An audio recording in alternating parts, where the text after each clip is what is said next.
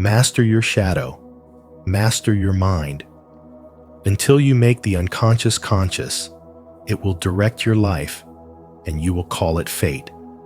Carl Jung once said, "Every shadow we ignore within ourselves becomes a silent puppeteer, shaping our thoughts, emotions, and choices without us even realizing it."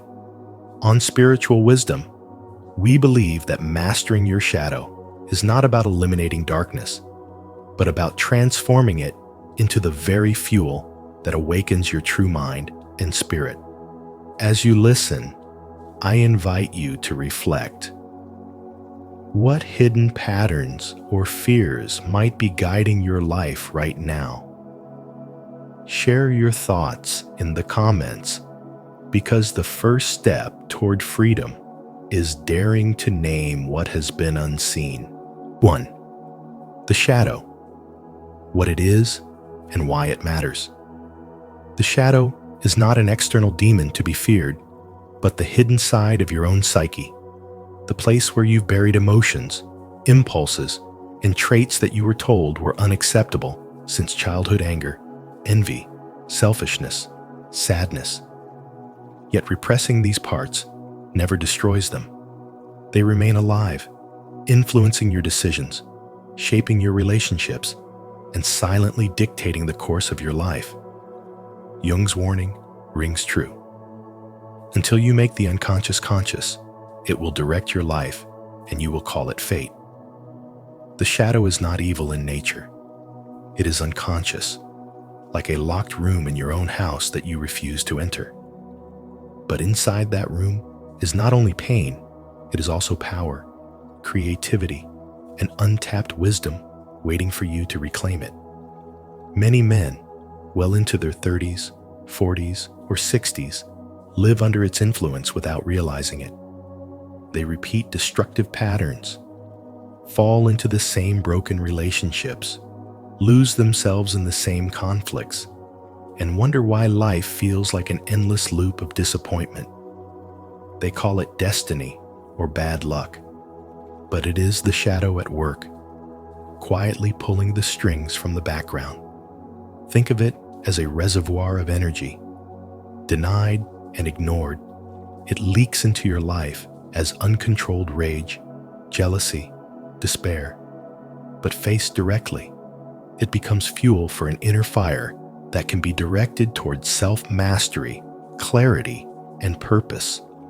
This is why Jung insisted that wholeness does not come from rejecting the shadow, but from integrating it, because only then do you stand in the truth of your full humanity. In today's world, where men are told to hide fear, bury sadness, and never show weakness, the need to face the shadow is even more urgent. Suppressed emotions do not vanish. They build pressure, like a volcano waiting to erupt. And when they do, they destroy families, careers, and inner peace. Spirituality teaches us that light cannot exist without shadow. Both are necessary for wholeness. Spiritual awakening is not about pretending to be eternally positive, but about embracing the entire spectrum of who you are. If you felt restless, lost, or haunted by choices that make no sense, it is the shadow calling, urging you to listen. The path of integration requires courage because it demands radical honesty. It means admitting that you are capable of envy, rage, selfishness, and weakness. But the paradox is this: once acknowledged, these traits lose their destructive power and become tools for growth. A man who denies his anger becomes its prisoner, exploding unpredictably. A man who accepts his anger learns to channel it into boundaries, leadership, and strength. The shadow, once faced, becomes a teacher that sharpens your awareness, reveals your projections, and helps you act with greater intention rather than blind reaction. This practice begins in the smallest moments. Notice when your emotions feel larger than the situation at hand. Ask yourself, what is truly happening inside me? What am I refusing to see? Write it down, sit with it, or speak with someone you trust. Discomfort is not an enemy, it is a doorway. Each time you uncover a hidden piece of your shadow, you reclaim a lost fragment of your soul. Over time, this work leads to clarity, resilience, and a steady center from which no storm can easily shake you. To master the shadow is to accept that you are both light and darkness, both strong and vulnerable, both noble and flawed.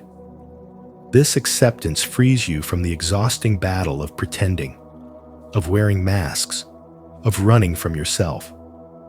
It allows you to step fully into your life with authenticity, presence, and power. This is more than psychology. It is a spiritual awakening, a return to wholeness that transforms not only how you see yourself, but how you move through the world, shaping your relationships, your work, and the legacy you leave behind. Have you ever faced your shadow and discovered what it was trying to teach you? If so, share your experience in the comments to inspire others. If not, comment "I will face it" so we can walk this path of self-mastery together. 2. The psychological cost of repression. When you repress the shadow within, it does not disappear. It lingers in the unconscious, gathering strength and influencing your life from the darkness.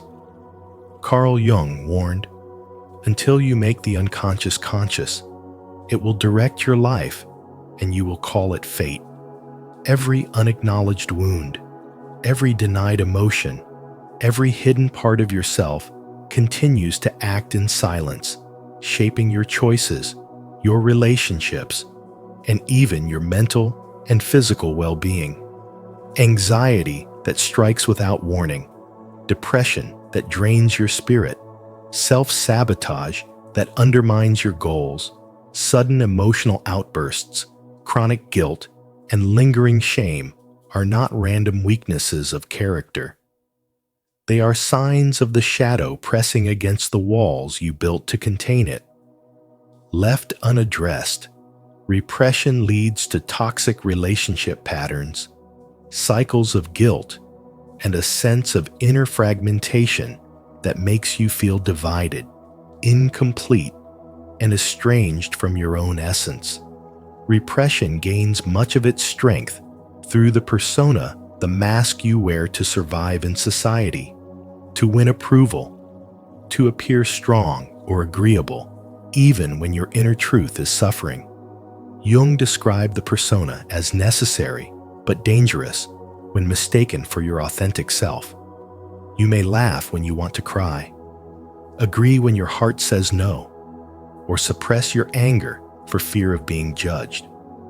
In doing so, you create a polished mask that pleases others but betrays your soul. As Shakespeare once observed, God has given you one face, and you make yourself another. That second face may protect you for a time, but beneath it, your shadow grows restless, leaking into your dreams, your fears, your sudden overreactions, and the choices you regret but cannot explain. Repressed shadow energy behaves like a caged animal, unseen yet powerful, agitated, and waiting for any chance to escape. It reveals itself in moments when you lash out at someone you love over something trivial, when envy bites at you despite your attempts to feel only joy for another's success, or when shame rises suddenly and clouds your sense of worth. These contradictions reveal a deeper truth. What is denied within does not vanish. It grows more insistent in silence. Nietzsche captured this danger when he wrote, "Beware that, when fighting monsters, you yourself do not become a monster." By repressing your shadow for too long, you risk being consumed by the very forces you refuse to face. The path of spiritual wisdom, illuminated by Carl Jung's insights, calls you not to destroy the shadow, but to integrate it, to reclaim the parts of yourself that you abandoned. To admit your anger is to find its hidden lesson in boundaries and courage rather than destruction. To embrace your vulnerability is to discover deeper authenticity and the power of genuine human connection. Integration is not perfection, it is wholeness, and wholeness ends the war within. The mind cannot be mastered while it is divided against itself. Each step you take toward integration weakens the grip of repression. The mask becomes unnecessary because your authentic self can breathe freely without fear of rejection. The shadow becomes less an enemy and more a guide, teaching you strength, compassion, and resilience. What once sabotaged you now empowers you, because in facing what was hidden, you claim the fullness of your humanity. Repression is costly, but awareness liberates. When you dare to face your shadow, you reclaim the freedom to live without disguise, without fear, and without shame. 3. Confrontation, not suppression, is the cure. You must consciously confront your shadow to stop being ruled by it, because every time you try to suppress it, you only give it more power. Though it may feel easier to look away, Carl Jung taught us that you are not just your good side. You are also what you fear most to admit. Facing that fear is uncomfortable, but it is also the birthplace of healing and resilience, the place where spiritual wisdom becomes reality, and where true spiritual growth begins to take root. Think about how this plays out in modern life. A man named David, always calm at work, suddenly explodes when a colleague questions him, not because of the question itself, but because deep down, he still carries the weight of being dismissed and overlooked as a child. The shadow memory of "I am not respected" fuels his anger, and until he turns inward to acknowledge it, the pattern repeats. The moment David stops and admits, "This isn't only about today, it's about old pain I've been carrying," he opens the door to understanding rather than lashing out. And in that single act of honesty, the shadow loses its grip. Jung warned us that until you make the unconscious conscious, it will direct your life and you will call it fate. That truth explains why so many of us keep stumbling into the same mistakes. We are not cursed. We are simply unconscious of what drives us. Confronting our shadow is how we break that loop. This practice is not self-condemnation, but self-respect. Because the shadow does not only hide wounds, it also conceals gifts. Your anger may contain the courage to protect what matters. Your jealousy may reveal the path your soul longs to walk. Your perfectionism may be reshaped into a pursuit of excellence that inspires instead of shames. When you dare to bring these forces into the light, you stop being torn apart by them and instead become strengthened by them. So whenever you feel a strong reaction, pause and breathe. Name the emotion without judgment. Ask yourself, what is this really protecting? And then listen. Write down the answer. And, if needed, take a small outer step. Apologize, set a boundary, or ask for help. Because integration is not just insight, it is action that heals. Over time, with daily practice, you will notice that you no longer feel hijacked by sudden reactions, that your decisions grow clearer and your energy more grounded. The mind begins to trust you to tell the truth and no longer needs to defend itself with denial. This is how you master your mind by mastering your shadow. The lessons are simple, but life-changing. Facing discomfort is the doorway to growth. Naming your emotions reduces their control. Asking what they protect uncovers hidden needs. Taking small, conscious actions integrates your discoveries, and repeating this practice daily rewires your inner world. When you live this way, you honor your spirituality not with distant ideals, but with real courage. You expand your spiritual growth not by pretending to be pure, but by embracing the wholeness of who you are, and you finally begin to experience the freedom of a life no longer ruled by what you fear to admit. Leave your like, subscribe to our channel Spiritual Wisdom, and turn on the notification bell so you never miss powerful insights like this. And to affirm your commitment to true healing, type in the comments, "I confront my shadow and transform my mind." 4. The role of archetypes in shadow integration. During the process of shadow work, Carl Jung revealed that archetypes are not distant theories, but living forces that rise from the unconscious, shaping our emotions, decisions, and patterns in ways we often fail to notice.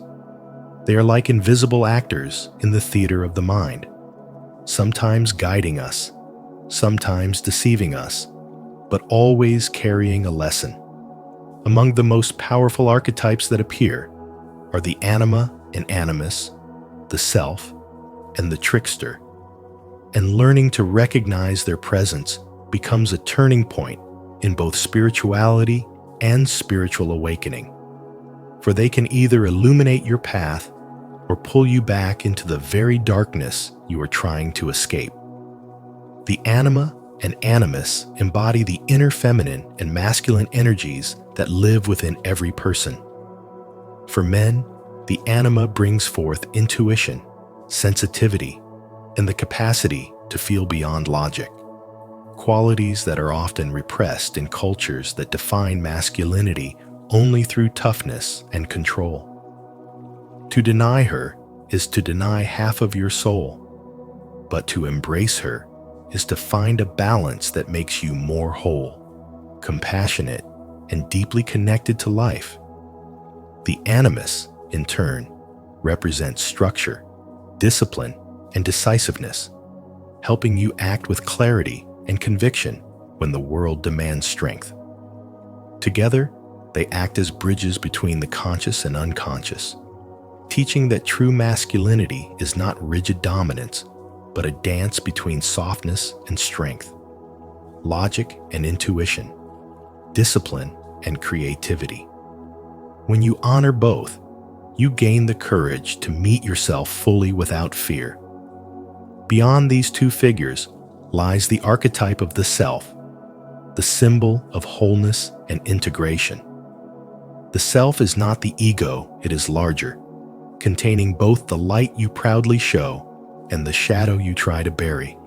Spiritual traditions across cultures describe it as the higher self, the divine spark, the soul's true essence. When the self appears, often in dreams, visions, or in moments of crisis that strip away illusions, it calls you to live authentically, to shed the masks that society has forced on you, and to realize that real power lies not in conquering others, but in aligning with your inner truth. To awaken the self is to see that freedom is not the absence of struggle, but the courage to live as a whole being who accepts every part of himself, both the luminous and the dark. Yet shadow work is never without resistance, and that resistance often comes in the form of the trickster. This archetype thrives on inversion, disruption, and ego traps, leading you into self-sabotage or convincing you that you have already mastered yourself when you have only scratched the surface. The trickster whispers through temptation, pride, or complacency, trying to pull you back into old habits just when you are ready to break free. He is not there to destroy you, but to test whether your awakening is real or simply another mask. Many men stumble here, confusing fleeting progress for lasting transformation. But those who learn to recognize the trickster's games gain sharper awareness and deeper humility. In this way, even the trickster becomes a teacher, forcing you to refine your vigilance and deepen your commitment to the path. The anima and animus open the way to balance. The self points toward wholeness, and the trickster keeps you from arrogance and stagnation. Together, they create a map of the psyche, showing that your shadow is not an enemy to be feared, but a frontier to be explored. To face these forces with honesty is to master not only the hidden parts of your being, but also the restless mind that so often controls you. To integrate them is to experience a spiritual awakening that reshapes how you love, how you lead, and how you live. In the very depths of the unconscious, where darkness seems overwhelming, lies the key to becoming the man you were destined to be: whole, awake, and unshakably free. 5. Emotional intelligence through shadow work. When you choose to integrate your shadow instead of hiding from it, you begin to notice a remarkable shift in how you move through life.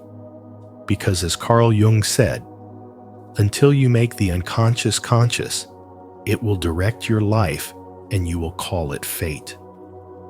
Think of those moments when the smallest comment ignites a storm inside you, or when familiar frustrations keep circling back.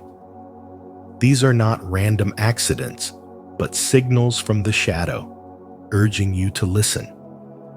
When you finally turn toward them with spiritual wisdom, you become less reactive and more self-aware, not by suppressing emotions, but by learning to interpret their deeper meaning. The shadow holds enormous energy that, when ignored, becomes chaos, but when embraced, transforms into clarity, creativity, and emotional balance. Each time you acknowledge a fear, uncover the jealousy beneath your anger, or recognize a judgment that mirrors your own wound, you reclaim psychic energy that was once wasted on hiding.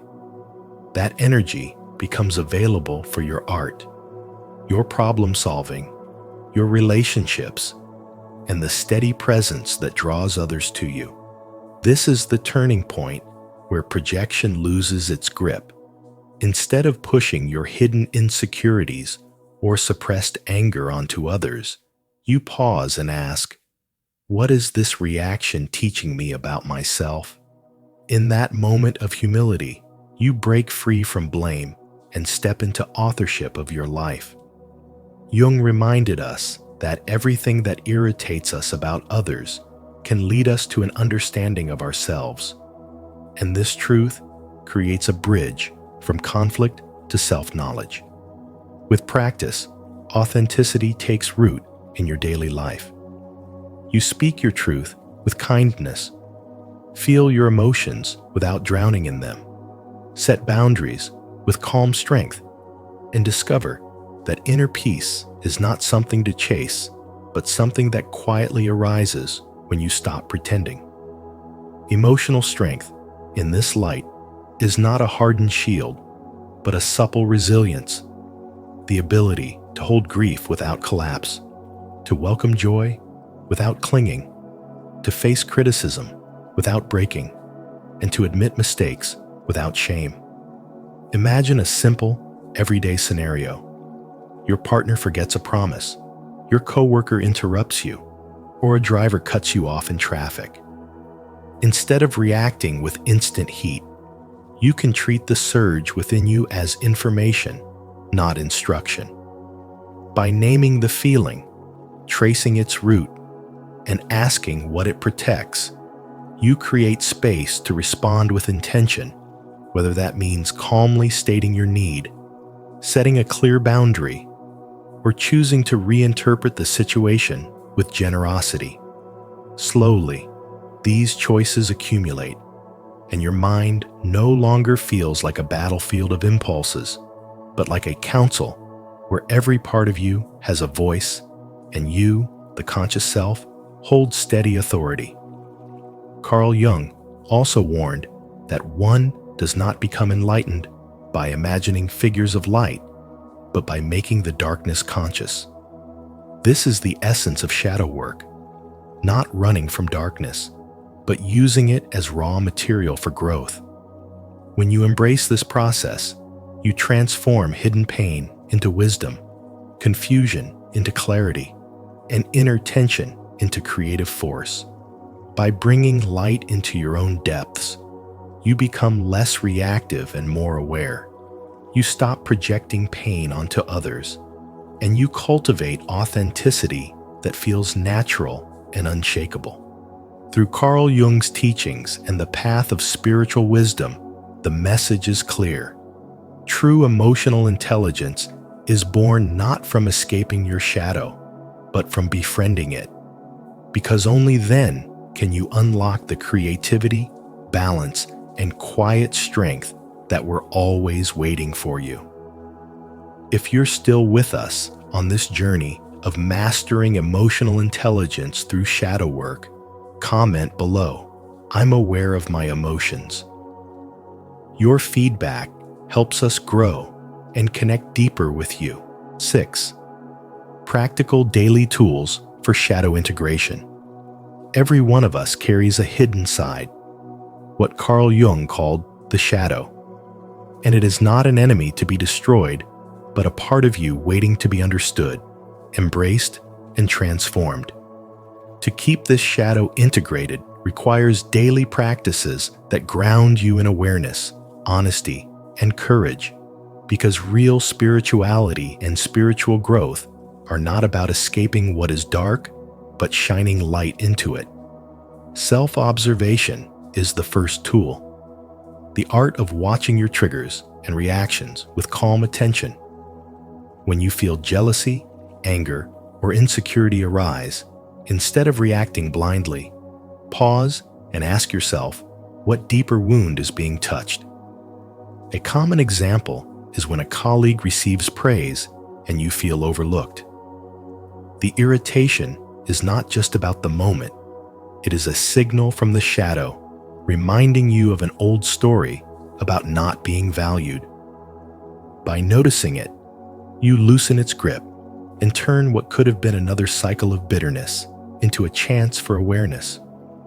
Reflective journaling builds on this by taking the storm of thoughts and emotions out of your head and placing them on paper. Writing slows you down and forces clarity, exposing repeated patterns you might otherwise miss. Over time, you may see that every time you feel criticized, you retreat or grow defensive. And through writing, you trace this back to childhood moments of rejection. By giving the shadow a voice through your journal, you take away its power to control you from the dark. Because what is written is no longer hidden. Dream analysis opens yet another door. Because your unconscious speaks at night in symbols and images. A recurring dream of being chased might be your psyche showing you what truths you are avoiding in waking life. When you track and reflect on these dreams, you are in dialogue with the deepest layers of yourself, receiving guidance from within that no outside teacher can give you. Mindfulness then anchors you in the present, teaching you that between stimulus and response lies a sacred pause where freedom lives. If someone cuts you off on the road, your shadow may want to explode in rage, but with mindfulness, you can take a breath and choose patience. It is not about suppressing the anger, but meeting it with awareness, transforming a reflex into a conscious choice. Boundary setting is equally essential, because every time you say yes when you mean no, you feed the shadow of resentment and self-betrayal. Protecting your needs and energy is not selfish, but an act of integrity. When you decline a request you cannot fulfill, you affirm your worth, and in doing so, you prevent hidden anger from festering in the unconscious. Periodic persona check-ins are the final practice, especially relevant in an age where social media constantly tempts us to project masks of success, happiness, or perfection. Asking yourself, "What am I hiding to fit in?" keeps you honest about the roles you play. Perhaps you always act strong when you feel weak, or pretend to be endlessly positive while sadness weighs on you. By noticing these masks, you begin to strip them away and allow your true self to emerge. As Jung said, the privilege of a lifetime is to become who you truly are. And that privilege is only possible when the shadow is welcomed instead of denied. The lesson is clear. Observe your triggers to reclaim freedom. Journal to uncover patterns. Study your dreams to hear your soul. Practice mindfulness to meet life with presence. Set boundaries to protect your worth, and question your masks to return to authenticity. These daily tools are not just practices, but pathways back to wholeness, reminding you that mastering the shadow is not about destroying darkness, but about integrating it into light. And in that integration lies the heart of true spirituality and spiritual growth. 7. This is a lifelong journey, not a quick fix. Shadow integration is not a quick solution that you can apply once and be done with. It is a lifelong journey, a discipline that requires patience, honesty, and courage. As you grow, new layers of your shadow surface, revealing aspects of yourself you thought were resolved, but are simply waiting for the right moment to show themselves. You may conquer one form of fear, only to discover another hidden beneath a new responsibility or relationship. You may believe you have overcome anger, only to realize it still lingers when life challenges you in unexpected ways. This is why Carl Jung insisted that the more you evolve, the more refined your awareness must become. Awareness must be sharpened like a blade, because only with clarity can you see the subtle ways your shadow still shapes your choices, your words, and your daily habits. Without this awareness, you risk being controlled by what you refuse to acknowledge. Jung warned that ignoring the shadow invites chronic psychological suffering, and you can see this truth all around you. The man who hides his insecurity behind arrogance ends up alone and misunderstood. The man who refuses to face his unresolved anger distracts himself with work, alcohol, or endless busyness. But inside, he is breaking down. Suppression does not eliminate the shadow. It makes it stronger, a silent master pulling the strings of your life from the dark. This is the tragedy of a man who avoids himself and becomes imprisoned by what he refuses to face. But when you dare to turn toward the shadow and confront it with honesty, something powerful happens. You reclaim your freedom, your strength, and your wholeness. You no longer live as a divided man, one part polished for the world, while another hides in shame and fear. You live as an integrated man, unafraid of the truth that resides within you. The rewards of this integration are profound. By embracing your shadow, you transform weakness into wisdom, fear into power, and shame into authenticity. You begin to walk with a sense of inner authority because nothing within you is being denied. This is the essence of spirituality. It is not about pretending to be pure light, nor about escaping suffering, but about holding both your light and darkness in balance. True spiritual awakening comes when you no longer run from yourself, when you allow every part of your being to be seen, understood, and embraced. The shadow you fear is not your enemy, but the hidden doorway to your liberation. As Jung said, until you make the unconscious conscious, it will direct your life and you will call it fate. By making your shadow conscious, you no longer stumble blindly into repeating patterns. You rise above them and take control of your own destiny. This is the work of a lifetime, but it is also the path to becoming a whole and powerful man. 8. Final message: choose truth over comfort. Mastering the shadow, as Carl Jung revealed, is a one-way path. Once you uncover what has been buried in the darkness, you cannot turn back or unsee it. The shadow is not some distant concept. It is the hidden side of your own soul. The parts of you that you deny, repress, or try to bury beneath the polished mask of social acceptance. Yet these denied aspects do not disappear. They sink into the unconscious, shaping your life silently, creating patterns you may mistakenly call fate. Jung's warning echoes here. Until you make the unconscious conscious, it will direct your life and you will call it fate. Facing your shadow is not about destroying who you are. It is about reclaiming the lost fragments of your spirit and integrating them into your wholeness.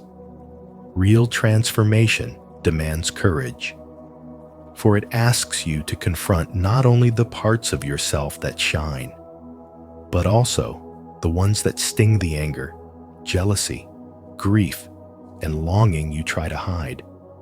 These emotions linger like shadows, whispering from the depths until you finally turn to face them. By stepping into this confrontation, you begin the true work of spiritual wisdom, where spirituality is no longer about light alone, but about making the darkness conscious and using it as a source of growth. One does not become enlightened by imagining figures of light, but by making the darkness conscious, Jung reminds us. And it is this courageous confrontation that opens the door to authentic awakening. The shadow, once feared as an enemy, becomes your greatest teacher. It strips away illusions, revealing the truth of who you are beneath every mask, every pretense, every desperate attempt to be accepted. In this raw honesty, you discover freedom. When you have faced the worst within yourself, you become emotionally unshakable.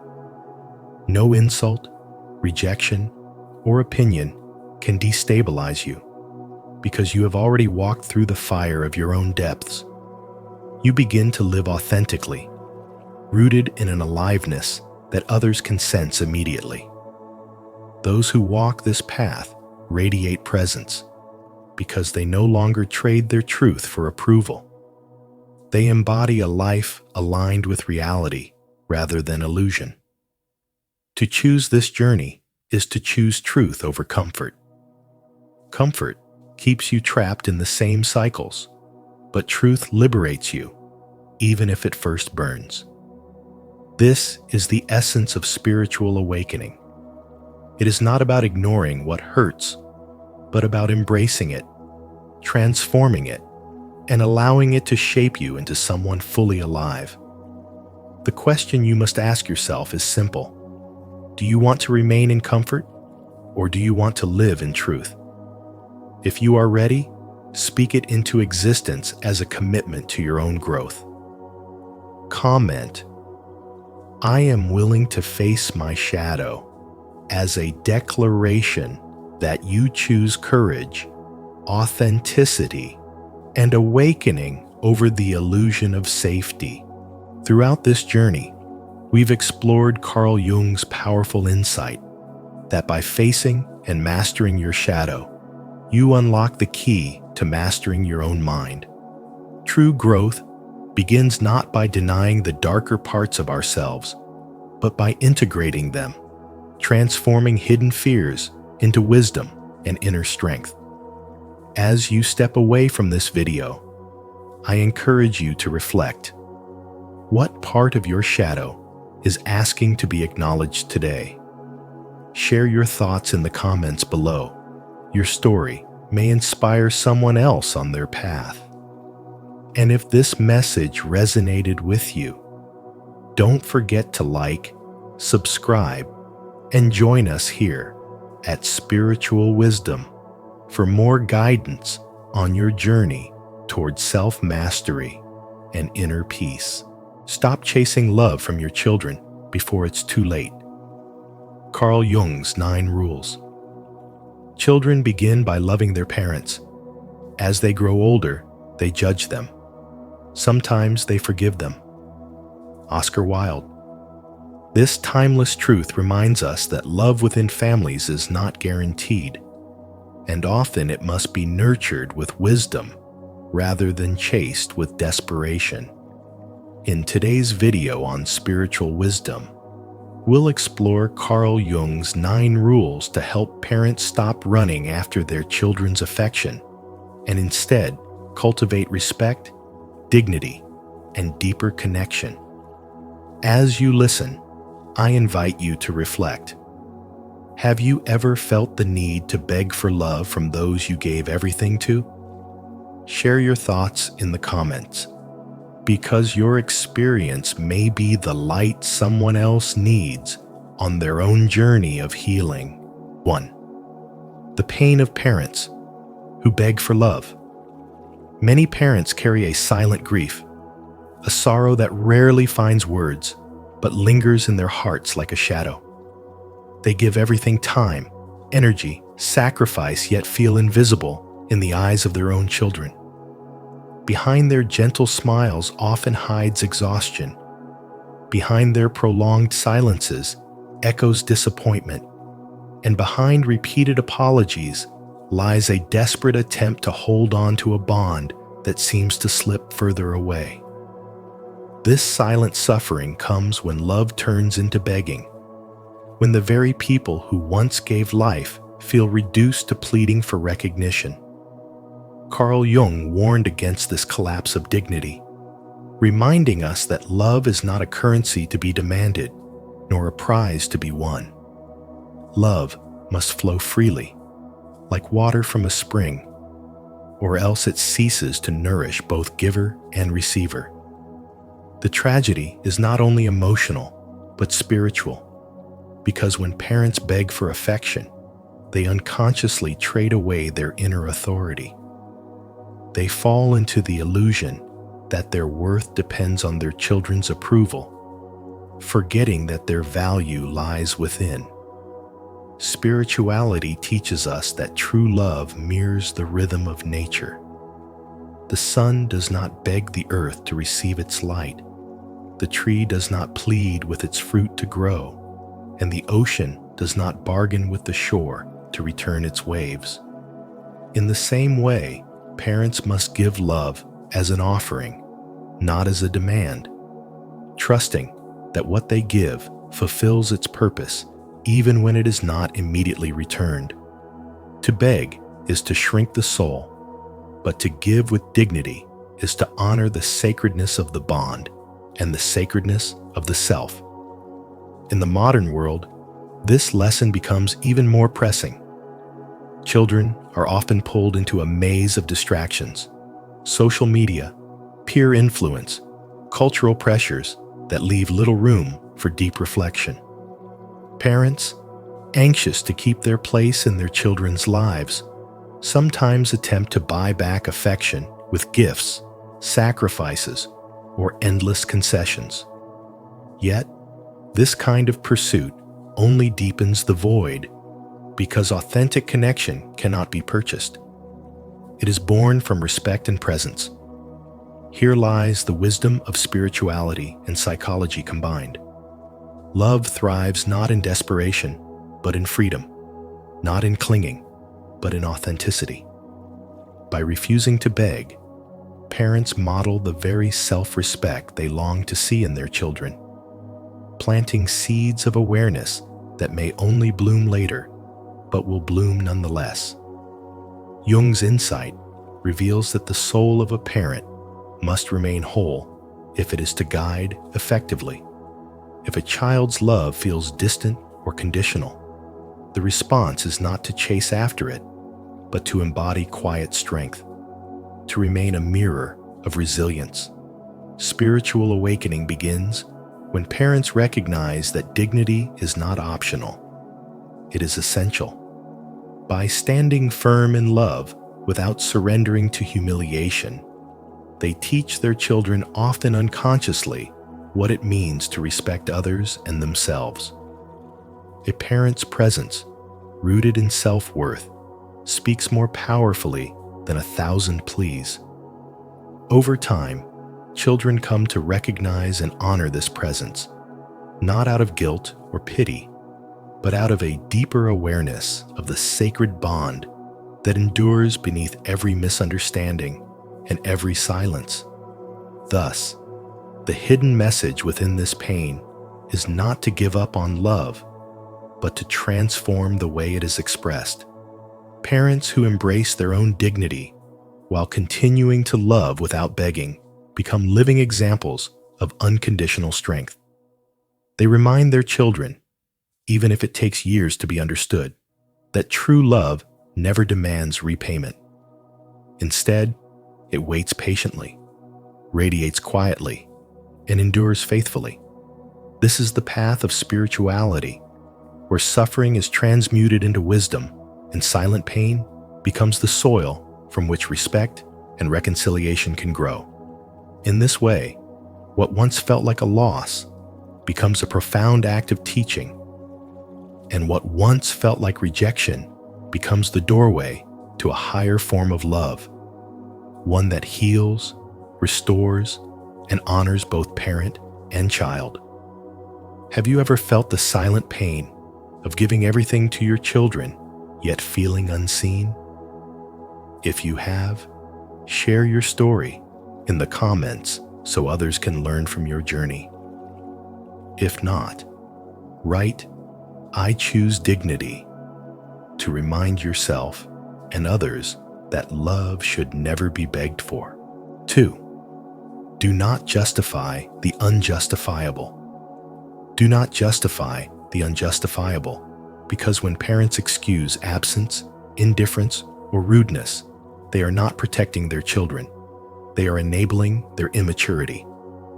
Denial may numb the wound for a moment, but it never heals it. When you convince yourself that a crumb of affection is a feast, you quietly erode your own dignity. And worse, you teach your child that neglect and disregard are acceptable forms of love. Carl Jung observed that what is tolerated in silence becomes embedded in the unconscious, shaping the next generation's habits and relationships. If a child learns that their coldness or disrespect will always be excused, they grow into adults who believe that immaturity is enough, that love does not require responsibility, and that bonds can be one-sided without consequence. This is not merely about parenting.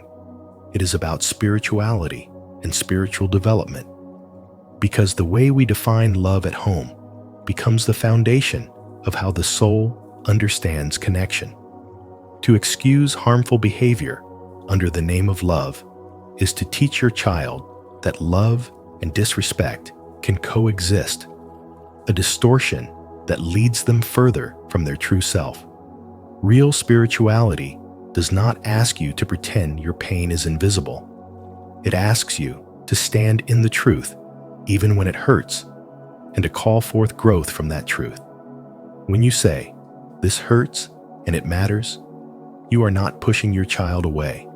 You are inviting them to awaken, to recognize that real love is built on respect, presence, and responsibility. Yet so many parents tell themselves, "At least my child still calls," or "At least they showed up for a moment." These crumbs, when treated as abundance, teach children to offer the minimum and believe it is enough. But your soul knows the difference between scraps and true nourishment. As Jung warned, the shadow thrives when ignored. By justifying your child's shadow behaviors, you allow the shadow to grow, both in them and in yourself. You remain trapped in quiet suffering, while they remain trapped in arrested development. Spiritual development requires courage, the courage to stop excusing, to stop rationalizing, and to start honoring your worth. When you refuse to justify the unjustifiable, you do not create distance. You create clarity.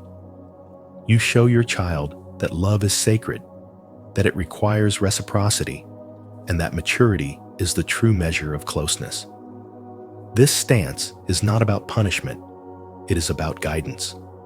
It is about teaching them that relationships are not games of power or entitlement, but holy spaces where truth, care, and responsibility must coexist.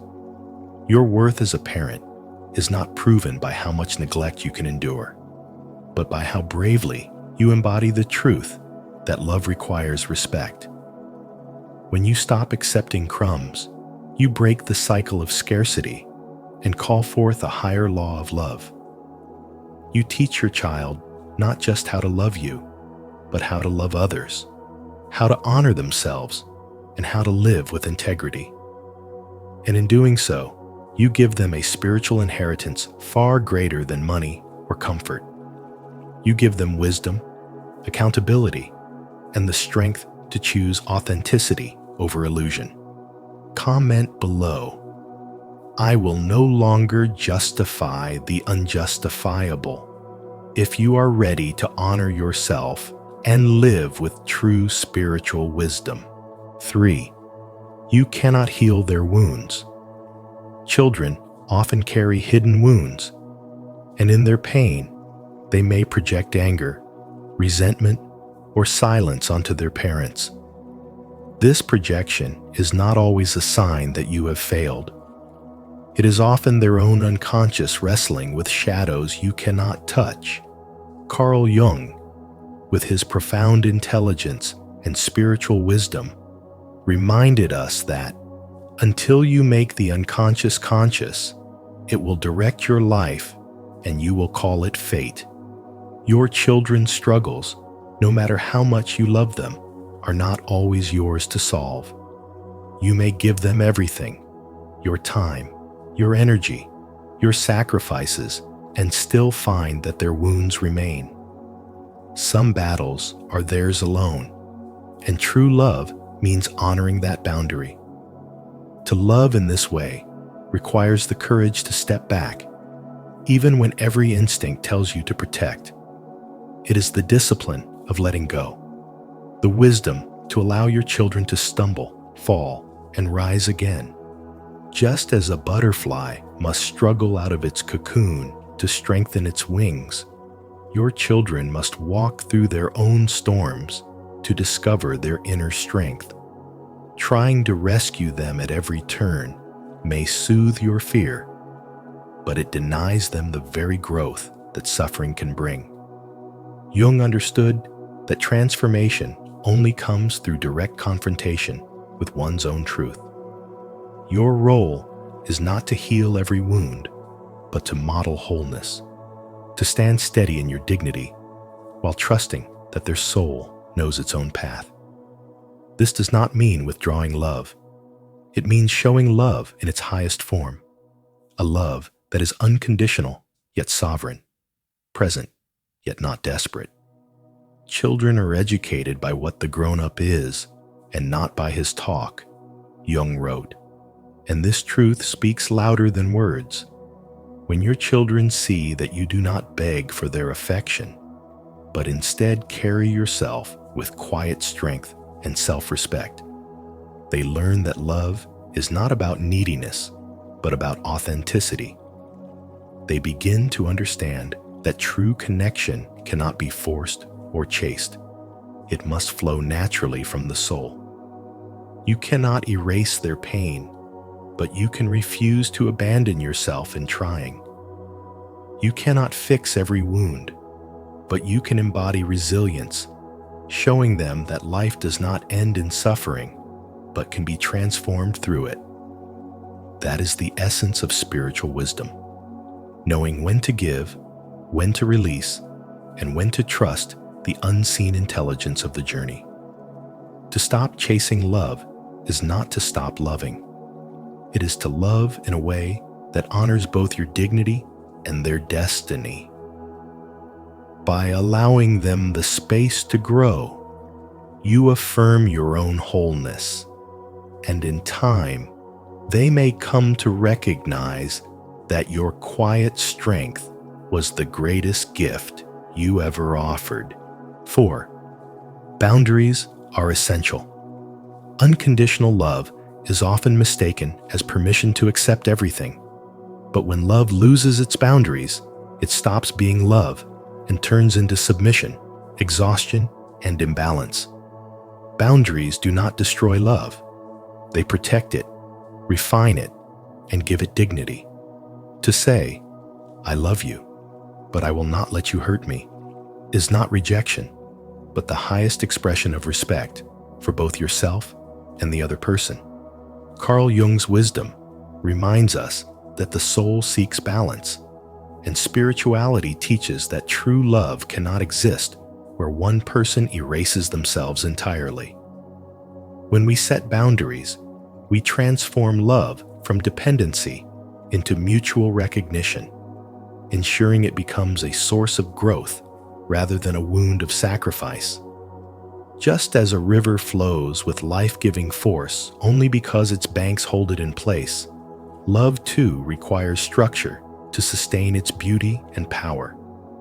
Without boundaries, it overflows into chaos, destroying instead of nourishing. In modern relationships, especially between parents and children, this truth is often overlooked. Parents who give endlessly, without limit, in the hope of securing affection, often teach entitlement instead of gratitude, showing their children that respect is optional and love is one-sided. Spiritual awakening reveals that when you set limits, you teach responsibility, self-awareness, and honor. By saying no with love, you show that connection thrives on balance, not on silent suffering. Boundaries are not walls meant to keep people out, but bridges that invite others to meet you in the sacred space of respect and authenticity. In daily life, they ensure that your love remains steady, like a candle in a lantern, glowing without burning itself out. They remind others that while your love is abundant, it is not unconditional in the sense of tolerating harm. This is not coldness, but higher compassion, the kind of wisdom that challenges both you and those you love to rise above selfishness into deeper connection. As the sacred teaching says, love your neighbor as yourself. And boundaries are how you live this truth. Loving without losing yourself, giving without erasing your dignity, and creating relationships that honor both spirit and soul. Leave a like and subscribe to our channel. And don't forget to activate the notification bell so you won't miss any valuable wisdom like this. Type in the comments, "I choose to set healthy boundaries in love," to affirm this truth in your life. 5. Rediscover your own life. Parents often give everything they have to their children, sacrificing dreams, passions, and even their own identity along the way. This deep devotion is a form of love. But Carl Jung reminds us that love for others should never come at the cost of forgetting ourselves. He described the second half of life as a sacred turning point, a season when we must return to our own essence, nurture the soul, and live authentically beyond the role of parent. Too often, parents awaken to find their children grown and gone while they remain behind, standing in the shadow of old sacrifices that no longer define them. This is why spirituality and spiritual development become essential. because they help us remember that our worth is not confined to what we provide for others, but also rooted in how we care for our inner life. Stepping back into your own life is not selfish. It is an act of wisdom. When you abandon your own growth, you unintentionally teach your children that love means self-erasure, and this only creates cycles of silence and resentment. By reclaiming your passions and investing in your own journey, you reveal a deeper truth. Love includes self-respect, self-expression, and self-discovery. Your children need to see the beauty of a parent who evolves, who lives fully, and who has the courage to walk their own path. In today's world, filled with endless demands, work pressure, and constant digital comparison, this lesson is more urgent than ever. Without it, you risk pouring from an empty cup, but with it, you offer your children the living example of someone who gives from a place of wholeness. Every dream you silenced still waits within you. Perhaps you once loved music, writing, or traveling, but convinced yourself those joys no longer mattered.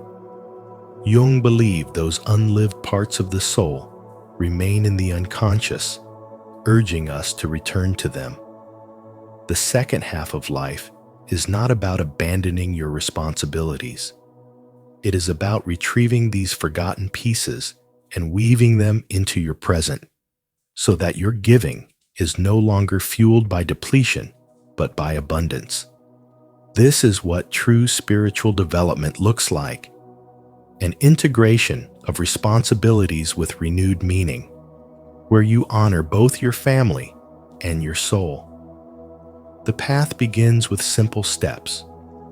Carve out quiet moments to reflect. Write about who you were before becoming a parent. Reconnect with forgotten passions, or explore new ones that stir your curiosity. Choose to spend time with those who encourage growth, and allow yourself to step into opportunities that once felt beyond reach. Spirituality teaches that life is never static. It is always unfolding, always calling us to awaken to more. When you embrace this truth, you no longer live only for yesterday's sacrifices. You begin to live for tomorrow's possibilities with grace and strength. To rediscover your own life is to reclaim your dignity, your vitality, and your freedom. Parenthood is a sacred calling, but it is not the full measure of who you are. Your soul still longs for expression. Your heart still seeks joy, and your spirit still craves meaning.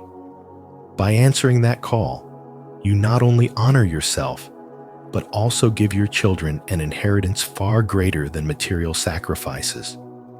You give them the vision of what it means to live authentically, to grow continually, and to love without losing oneself.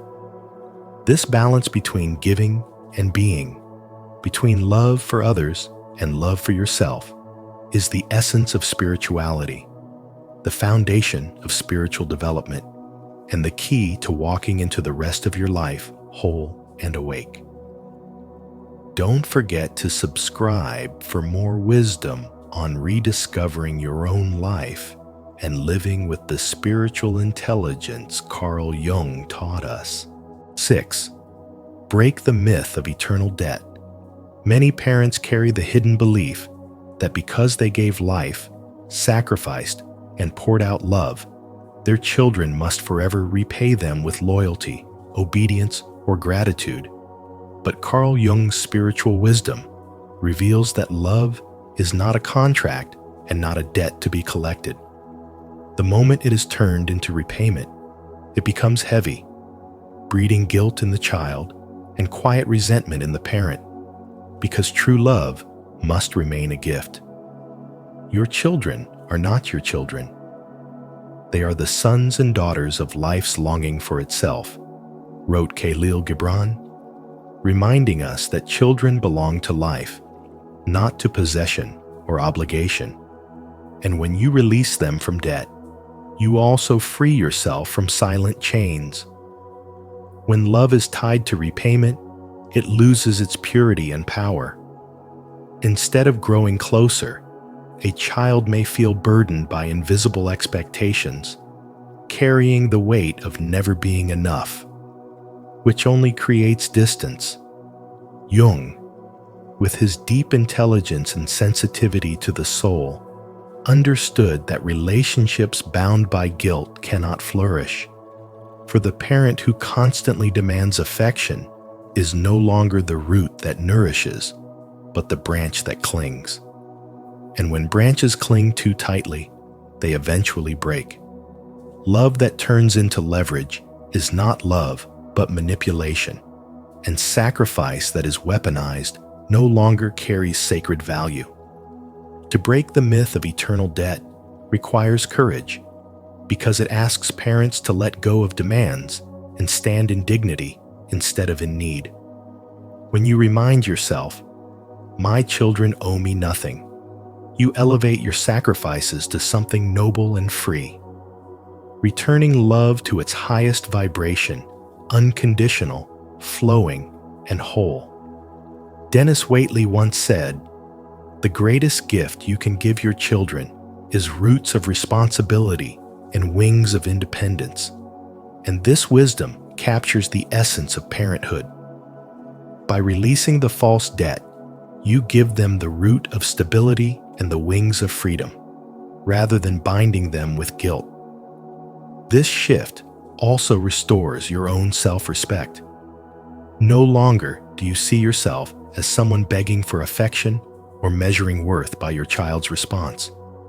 Instead, you embody Carl Jung's intelligence and spiritual wisdom. Love that does not demand becomes a radiant source, not a desperate seeker. When your children sense you no longer chase their validation, they often draw closer, because love flows back most powerfully when it is not coerced. Jung reminded us, the most terrifying thing is to accept oneself completely. And when you fully accept yourself, you stop seeking worth in your child's reflection and begin to live in dignity. Children owe their parents nothing. Love is never a loan to be repaid, but a gift to be cherished. And when you live by this truth, you dissolve resentment, remove the burden of guilt, and restore love to its natural place, offered freely, without chains, without demand, and without end. 7. Transform pain into growth. Pain is often the silent teacher of the soul, and Carl Jung wisely said, "There is no coming to consciousness without pain, for it is through struggle that the human spirit awakens."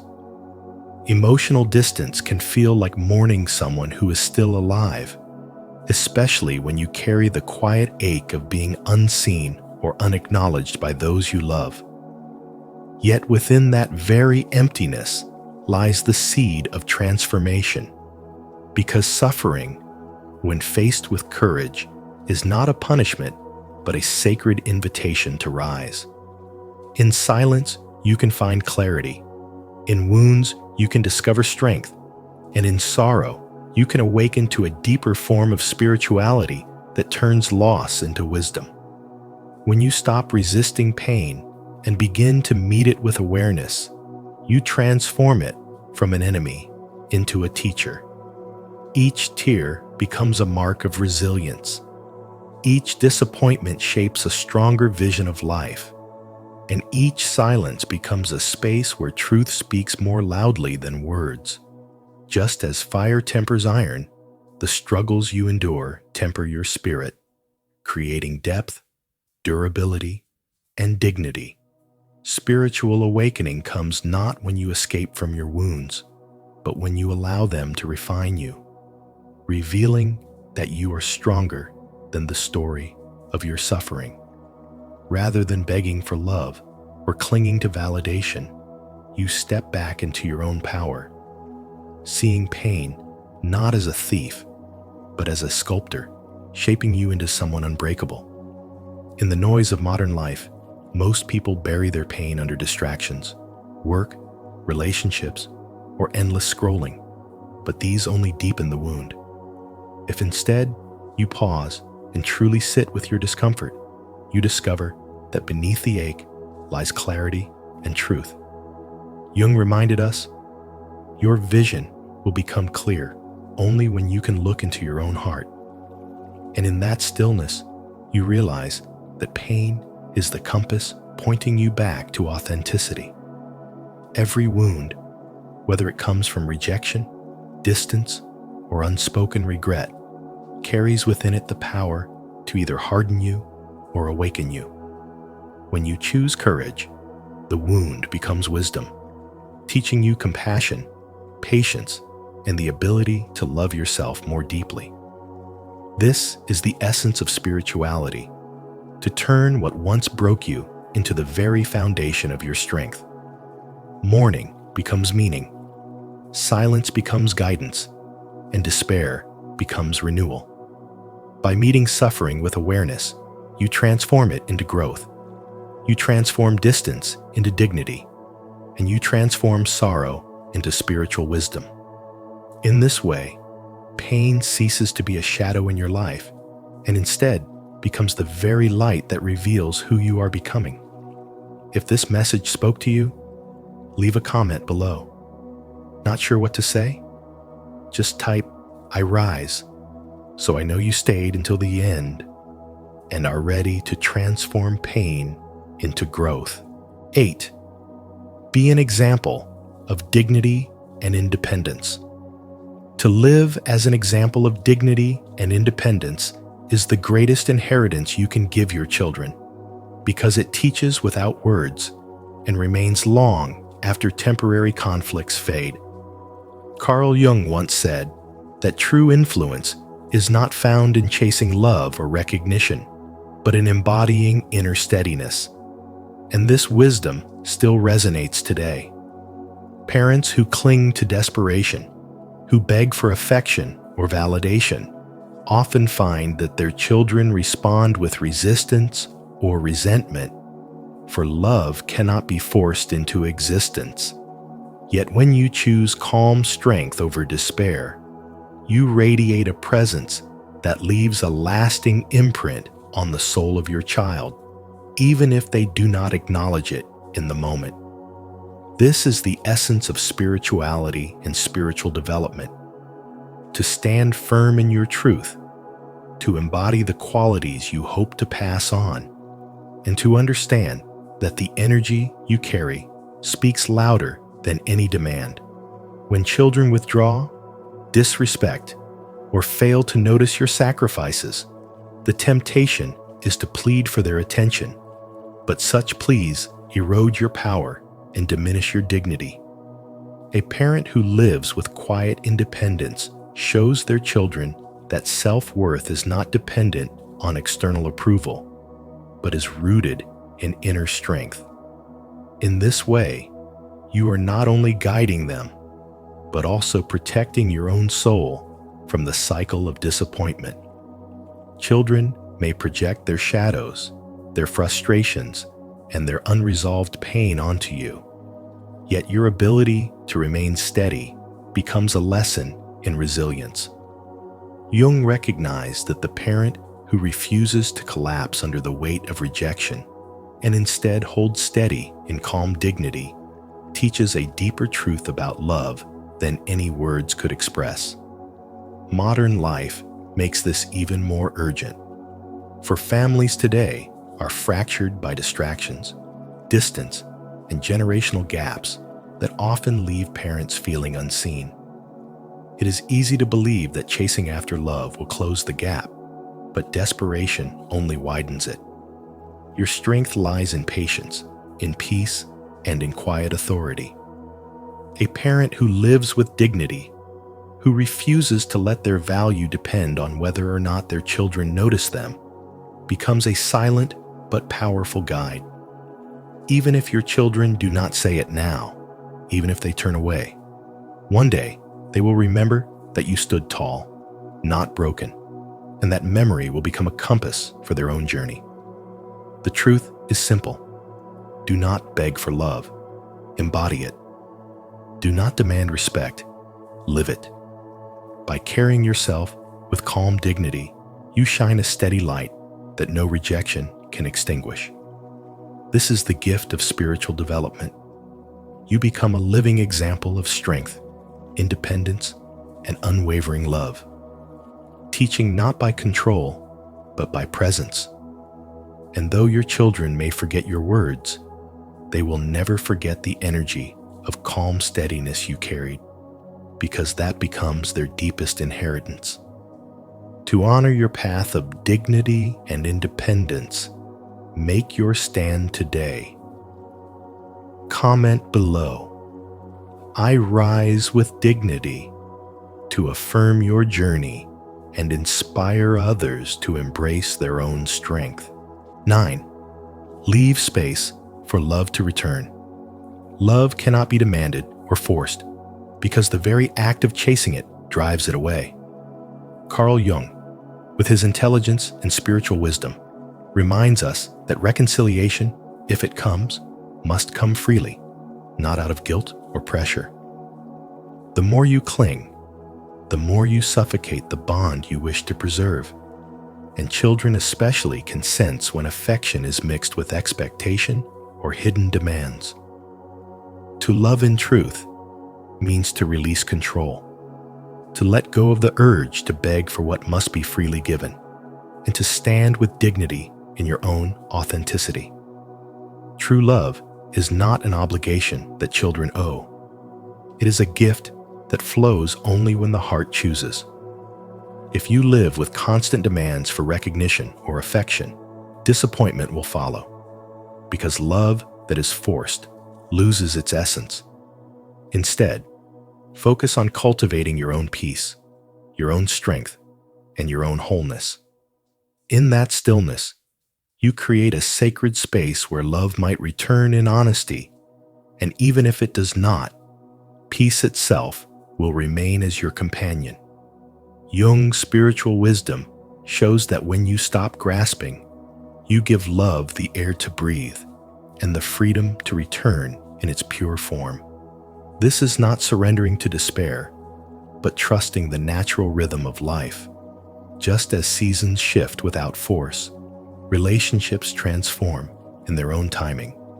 Children may wander, carry resentment, or seek distance, but when you release the chase, you respect their journey while honoring your own.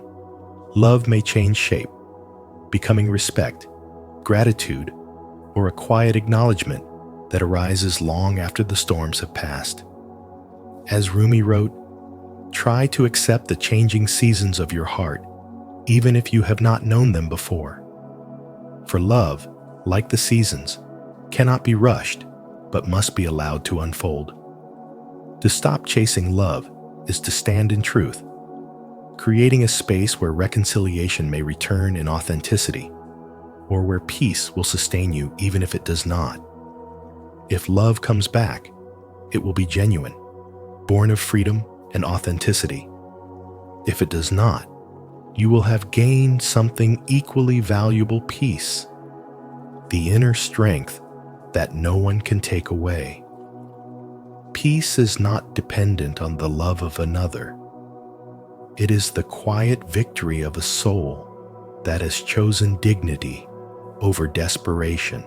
At the end of the day, the message remains clear. You are not meant to beg for love that should flow naturally. By honoring yourself and respecting the boundaries of the heart, you create a space where authentic connection can grow. Thank you for spending this time with us on Spiritual Wisdom. If this video spoke to you, please like, share, and subscribe to the channel. And don't forget to turn on the notification bell so you never miss our upcoming videos. Until next time, may you continue to walk in wisdom, strength, and love.